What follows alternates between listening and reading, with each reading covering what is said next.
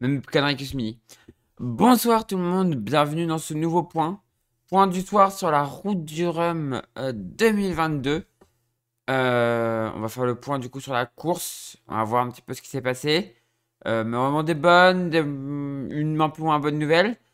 Et surtout un petit coup de gueule. Voilà. Ça commence. OC Sport a encore fait une connerie.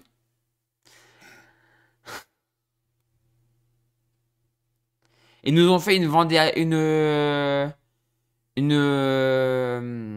Vendée organisation, enfin je sais plus comment ça s'appelle là. Ceux qui organisent le Vendée Globe. La même connerie, exactement la même.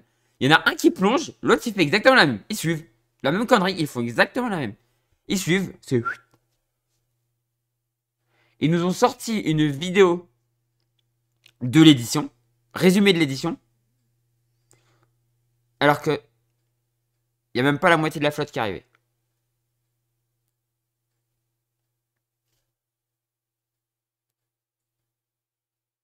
Bah, non, non, il n'y a pas l'arrivée, il y a pas la moitié de la flotte qui est arrivée.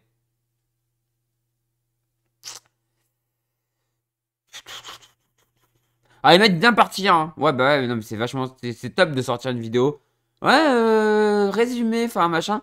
Ah oui, mais attendez, on a bien dit partie 1. Ouais, mais les gens vont vous dire, vont voir un truc, ils vont faire, bon, bah c'est bon, c'est fini, quoi.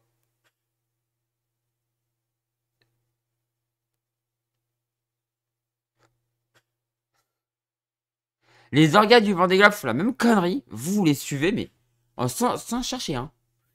Mais la même. Exact la même, quoi. C'est.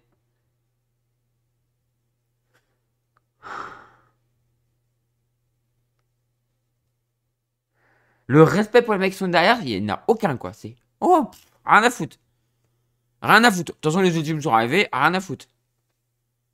Les ultimes, les Ocean 50 et les premiers Imoca sont arrivés, donc plus rien à foutre. Enfin, les ultimes, il y en a encore en mer. Mais les premiers sont arrivés en Imoca, en ultime, en Ocean 50. Le reste, bon, le classe 40, voilà. Les Rum Mono et les Rum Multi, voilà. Voilà un petit peu le délire. Des orgas en ce moment, hein. C'est les organisateurs en ce moment, c'est les orgas du Vendée Globe, ils avaient fait la même connerie, ils avaient sorti la vidéo résumée du Vendée Globe 2020, alors qu'il reste encore soit la moitié des bateaux en mer. Je crois que c'était un truc direct dans le genre. Je les avais déjà incendiés, mais à un niveau, voilà. Mais vous, je vous incendie aussi, hein. Je vous incendie aussi, hein. Il y a un moment donné, faut arrêter les conneries, quoi. Faut arrêter les conneries. Enfin, il y a un moment donné, là...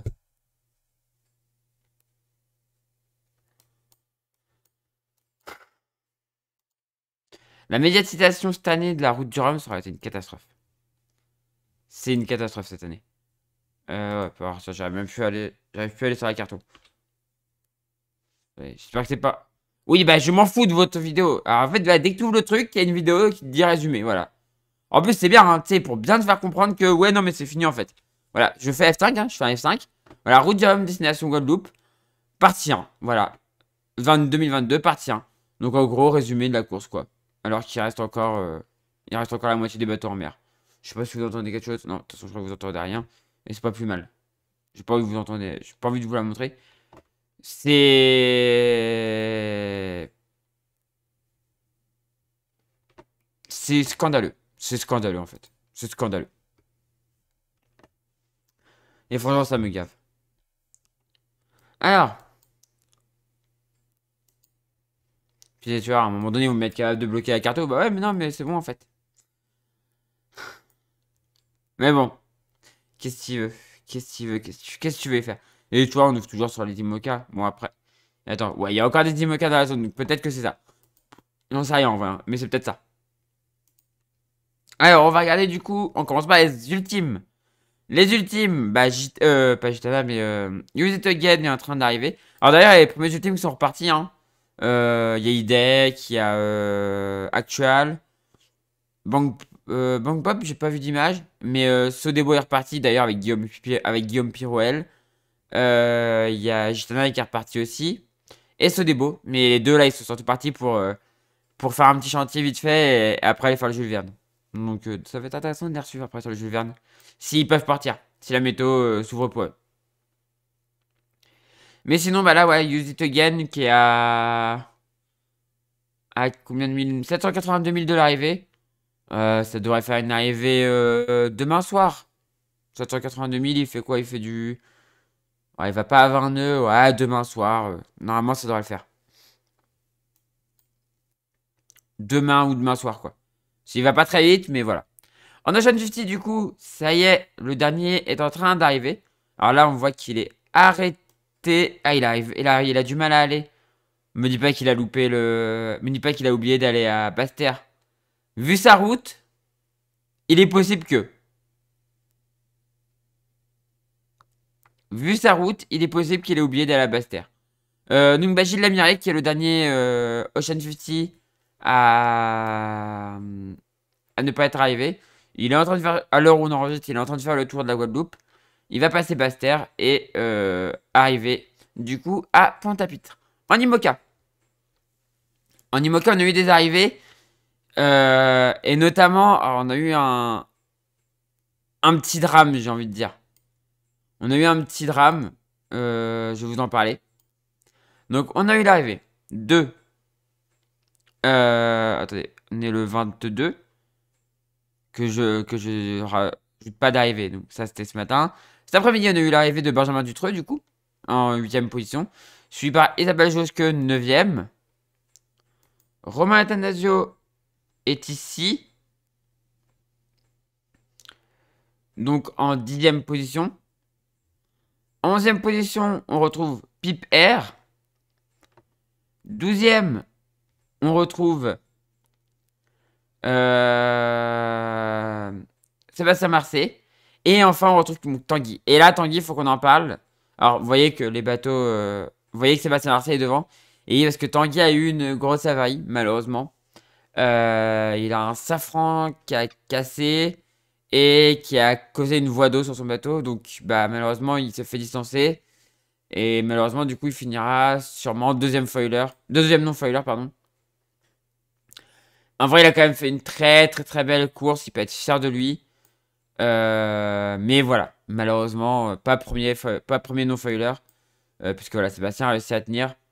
Mais voilà, si ça n'avait pas cassé, il l'aurait été. Donc bravo Tanguy pour cette magnifique course. Bravo Tanguy pour cette magnifique course. Première temps d'Imoca et faire ça, franchement, GG. Franchement, GG. Et t'as quand même des foilers derrière toi. Donc voilà, tu peux être fier. Franchement, tu peux être fier. Donc voilà, ces bateaux-là vont arriver dans les prochaines minutes. On a Gen 2 Sailing Team donc de James Areda qui a passé la tête à l'anglais et qui va redescendre bientôt pour aller vers le pas contourner l'île. Il est suivi pas loin par Benjamin Ferré. Benjamin Ferré peut encore espérer le doubler. Et derrière, John Cardo peut doter. Et après, on a la bataille ici entre, sur la même ligne, mais du nord au sud, Nicolas Troussel, Conrad Coleman, Yannick Bestaven et Arnaud Boissière. Là, ça va se battre autour de la Guadeloupe. Ça va être joli à suivre. Derrière, on retrouve Alan Roura qui est un peu trop loin pour se mêler au groupe. Mais qui du coup va finir 21ème. C'est décevant pour Alan. Pour l'instant, il n'arrive pas à comprendre ce bateau. C'est assez compliqué. Derrière, sur un bord qui va sûrement pas pouvoir l'emmener directement. Donc il faudra qu'il réempanne avant d'arriver. Antoine Cornic qui est collé par Eric Bellion. Il y a Boris Herman qui remonte aussi vers le nord et qui devra aller chercher un empennage par là. Ensuite, on retrouve Garrick Soudé qui fait son petit bord de recadrage avant d'aller sur la Guadeloupe. Il va se faire croiser juste derrière par Xabolk Weroz. Et un peu plus au sud, on a Louis Duc. Louis Duc qui est actuellement ici. Qui va devoir... Ah, qui va peut-être y arriver. S'il arrive à bien glisser, ça peut peut-être le faire. Même si j'y crois que moyennement. Et d'ailleurs, on retrouve le petit groupe amené par Samantha Davis. Suivi par Jing Zhu et Manuel Cousin. Et enfin derrière, on retrouve Rodolphe Sefo, puis Nicolas Rouguet, qui vont devoir... Rodolphe Sefo qui va devoir qui va continuer son bord, je pense, jusqu'au plus haut possible avant de réempanner. Ou alors faire des petits empannages, parce que ça a l'air d'être un peu compliqué au nord. Peut-être refaire des petits empannages avant de descendre, on verra. Faire plutôt de petits empannages. Comme le fait en fait actuellement Nicolas Rouguet, il fait plusieurs petits empannages. Je pense que c'est le mieux à faire en fait là, parce qu'il n'y a vraiment pas beaucoup de vent vers le nord. Et en dernière position, Oliver hier qui revient du coup tout doucement sur Nicolas Rouguet. 11 nœuds 7, 12 nœuds 1. Donc là actuellement il va plus vite, mais il a un peu recollé donc c'est cool. Espérons pour lui qu'il puisse finir dans les 150% je crois. Pour pouvoir valider sa qualif pour le Vendée Globe. Voilà. Et après bah, c'est les abandons. On passe maintenant aux classes 40. Les classes 40 auxquelles on manque énormément de respect, surtout avec la course phénoménale que nous fait Johan Reichom. Le OC Sport leur chie dessus, mais littéralement. Johan Reichom est en tête, suivi par Ambrogio Beccaria en deuxième position. À 89 000, donc l'écart s'est stabilisé. Quentin Douguet est à 94 000, belle bataille entre les deux là, c'est intéressant à suivre. Et derrière, on a Simon Coster qui a fait qui a pris un petit matelas. Et derrière, on a une belle bataille composée de Antoine Carpentier, de Luc Berry, de Xavier Macaire et de Alberto Bona. Voilà, jolie bataille entre eux là pour les places de derrière. Et enfin, on retrouve le tir groupé. Après le petit groupe de devant, là c'est le long groupe assez étendu qui commence par Martin Le Pape et qui finit derrière par Anatole Facon et Maxime Co.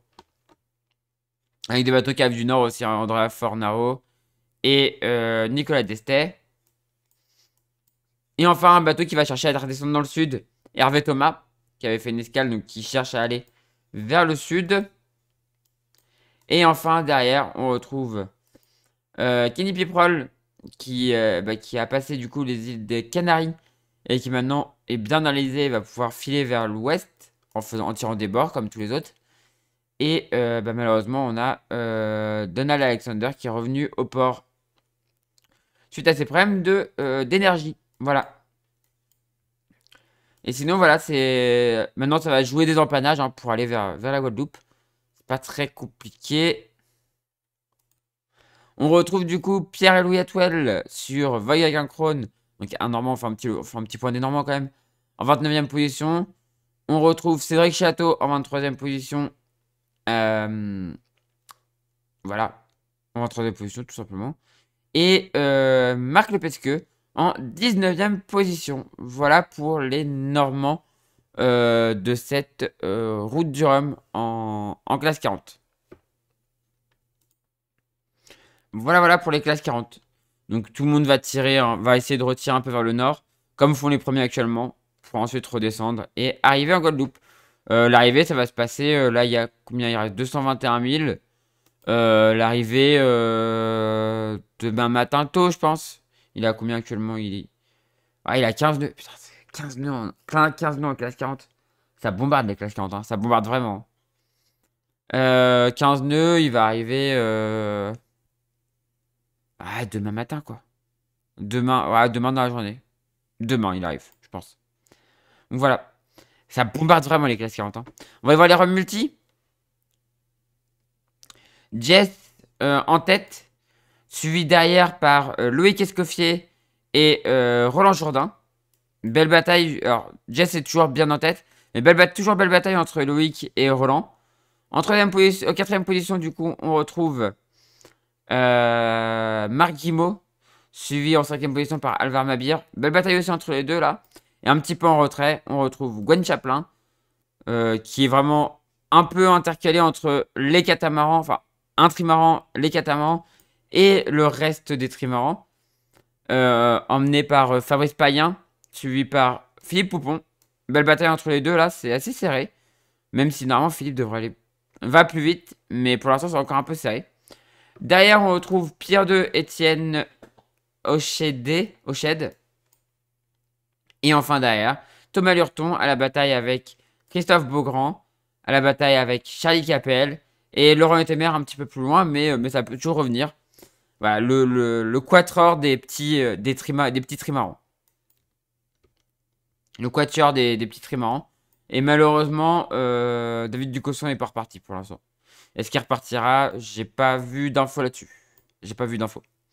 Donc voilà pour les robes multi. Pareil, comme tous les autres, ça tire des bords. Ils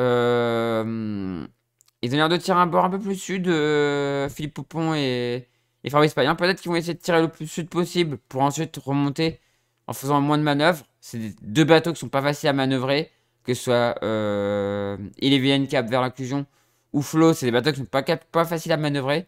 Donc peut-être qu'ils vont aller chercher le plus loin possible pour éviter les problèmes. Alors, attendez, je viens de me rendre compte que ma cam était buggée.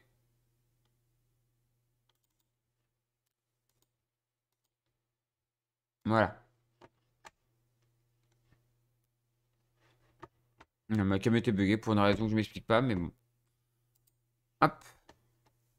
Après, c'est pas grave. Ce qui est important, c'est de voir voir les bateaux. C'est pas moi, mais bon. Et du coup, voilà pour les ROM multi. Un petit peu donc l'objectif. Ceux-là, il faut vraiment descendre pour éviter la zone. Là, il doit y avoir beaucoup de grains dans cette zone. Donc l'objectif, ça va être vraiment de descendre pour ensuite remonter. Et eux, bah là, il y a un bord à aller tirer encore vers le sud pour ensuite remonter et ensuite repartir comme ça. Voilà, c'est pas très compliqué. Là, c'est surtout des courses de vitesse. Jouer avec les grains. Faire attention à pas être trop toilé au mauvais moment. Et voilà. Il y a quand même pas mal de choses à faire dans les alizés. Mais niveau manœuvre, empannage, tout ça, bah, soit tu fais des petits empannages, mais comme les manœuvres sont compliquées, faut éviter. Soit tu fais des longs bords et ensuite tu fais en moins de manœuvres, mais du coup, il n'y a pas trop de stratégie. À voir. C'est au choix de chacun. On passe au Rob Mono. En Rob Mono, Jean-Pierre Dick est largement en tête. 348 000 devant Catherine Chabot, qui, sa dernière position, il faut regarder 15h32, donc position retardée comme pour Wilfried. Mais Catherine Chabot, donc du coup, en deuxième position. Wilfried, troisième. Dernière position, pareil, 15h46, comme pour Catherine. Donc là, on a vraiment l'écart avec Catherine Chabot. Malheureusement, ça fait presque 300 000 de retard sur Catherine. Mais quand même un podium. Il a... Du coup, là, pas les vraies positions. On n'a pas les vraies positions, mais là, ça nous dit un petit peu moins de 100 000 sur Willy Bissant. Mais Willy Bissant, c'est la dernière position actuelle. Donc, c'est pas la bonne position. Olivier Menguerne en 6ème position, suivi par Gilles Colubi 6ème. Guy Pronier 7ème, suivi par Arnaud Pénarin 8ème. 9ème position pour Rémi Guérin, suivi par Fabio Gennari 10ème. Donc Arnaud Pénarin sur Penduc 3. Hein. Daniel Escalard 11ème, suivi par Jean-Sébastien Biard 12ème. Et voilà. Là, il y a de la bataille stratégique. Un qui a décidé d'aller au sud, l'autre qui reste au nord. On va voir qui c'est qui va passer devant. Ça va être intéressant à suivre. Là, on a de la bataille de vitesse entre Rémi Guérin sur son Fayoche et Fabio Ningenari sur Bella Odona Race for Pure Ocean. Et après, derrière, c'est un peu plus loin. Penduic est un petit peu esselé. Guy Pronier qui fait une belle course, franchement, avec son bateau de croisière. Gilles Colubi à la bataille avec Olivier Menguerne. Et derrière, et devant du coup, Willy Bissant un peu esselé. Derrière Wilfried en 3ème position. Wilfried qui est en 3ème. Qui est un peu esselé aussi. Et en fait, derrière, il n'y a pas vraiment de match. Quoi. Pour Jean-Pierre Dick, bah, là, il va y avoir un bord encore à tirer comme ça. Puis un comme ça, puis un comme ça.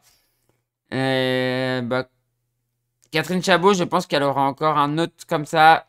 Je pense elle va faire un peu comme ça, un peu comme ça, un peu comme ça et un peu comme ça.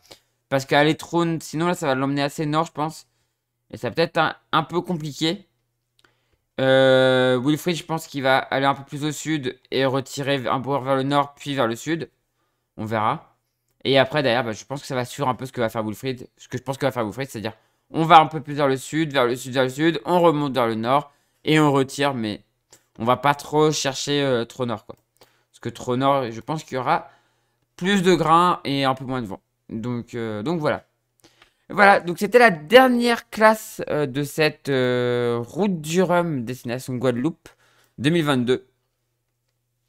Je vous rappelle qu'elle n'est pas terminée, contrairement à ce que laissent croire les organisateurs. Enfin, à ce que laissent voir les organisateurs. Alors, pour ceux qui m'accuseraient de dire n'importe quoi, attendez. Je vais le faire, hein, parce que... Vous allez vous dire, ouais, Nicolas, ouais... Voilà.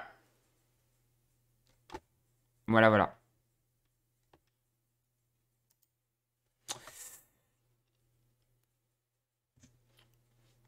OC Sport et le respect, ça fait deux. Mais bon. Voilà, on va se calmer. C'est la fin de ce point du soir. Je vais vous souhaiter une bonne soirée, une bonne nuit. Bon courage pour ceux qui taffent demain. On se retrouve demain midi pour le point du midi sur la course. Et demain, donc à midi. Et demain soir à 20h30 pour le point du soir. Voilà. Je vous fais des gros bisous. Bonne soirée et bonne nuit. Et à demain. Tchuss!